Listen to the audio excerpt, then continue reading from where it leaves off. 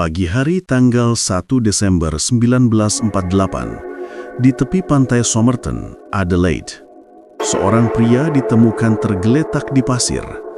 Kepalanya bersandar pada tanggul batu, kaki disilangkan rapi, dan di wajahnya masih tersisa ketenangan yang aneh. Tidak ada tanda perkelahian, tidak ada luka, namun ia sudah mati. Pria itu memakai jas dan dasi bersih, tapi semua label di bajunya dihilangkan dengan gunting. Tidak ada dompet, tidak ada identitas. Dan di sakunya hanya selembar kertas kecil bertuliskan dua kata dalam bahasa Persia. Tamam shud, yang artinya sudah berakhir. Saksi pertama adalah seorang pelaut yang berjalan pagi. Ia mengira pria itu sedang tidur. Beberapa jam kemudian, polisi datang dan menyadari ini bukan tidur biasa.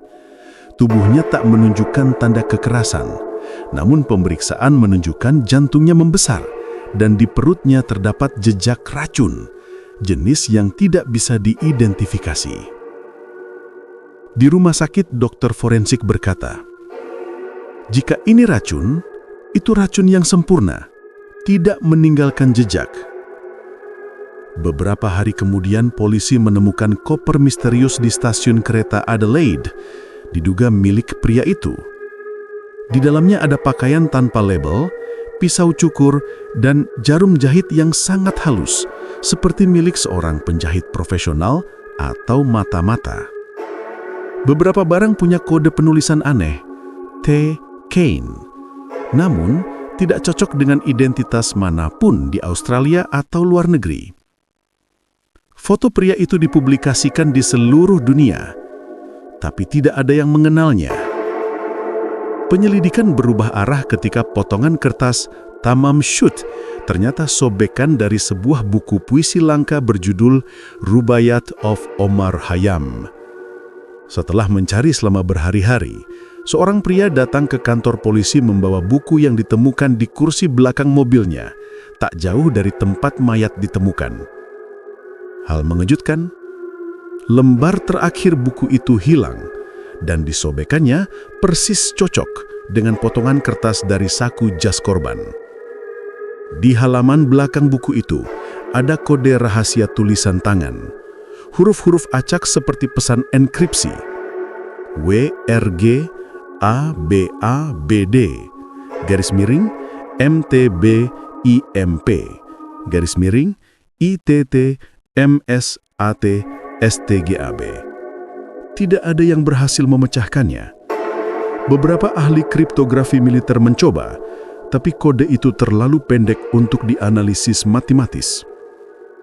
Dalam buku itu juga ada nomor telepon seorang wanita bernama Justin, seorang perawat yang tinggal tak jauh dari pantai Somerton. Ketika polisi menemuinya, ia terkejut melihat foto korban, namun menolak menjelaskan kenapa. Saksi mengatakan ia pucat dan hampir pingsan. Justin mengaku pernah memberikan buku Rubaiyat kepada seorang pria bernama Alf Boxall, namun Boxall masih hidup dan masih menyimpan bukunya utuh. Lalu, siapa pria itu di pantai? Selama beberapa dekade, berbagai teori muncul. 1. Agen mata-mata Perang Dingin. Banyak yang percaya pria itu adalah agen mata-mata Soviet atau Inggris.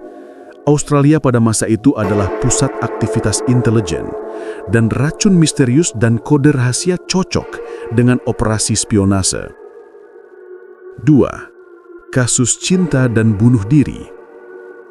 Beberapa mengira pria itu adalah kekasih rahasia Justin yang bunuh diri setelah ditolak.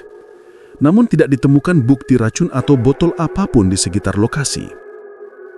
3. Identitas ganda. Beberapa analisis forensik menduga dia menggunakan identitas palsu, namun tidak ada catatan kelahiran, kematian, atau imigrasi yang cocok. Baru pada tahun 2022, setelah lebih 70 tahun, teknologi DNA membuka sedikit jawaban.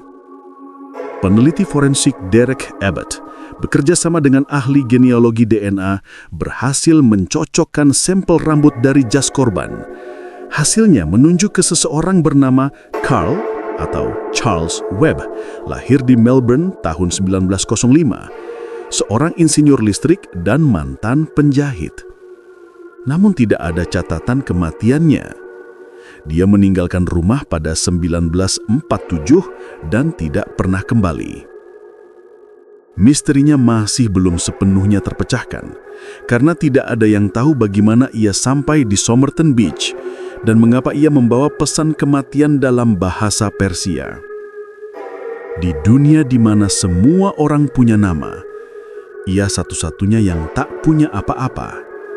Tidak masa lalu, tidak identitas, hanya wajah yang tenang di tepi pantai. Tamam Shud sudah berakhir. Tapi bagi dunia, misterinya baru saja memulai.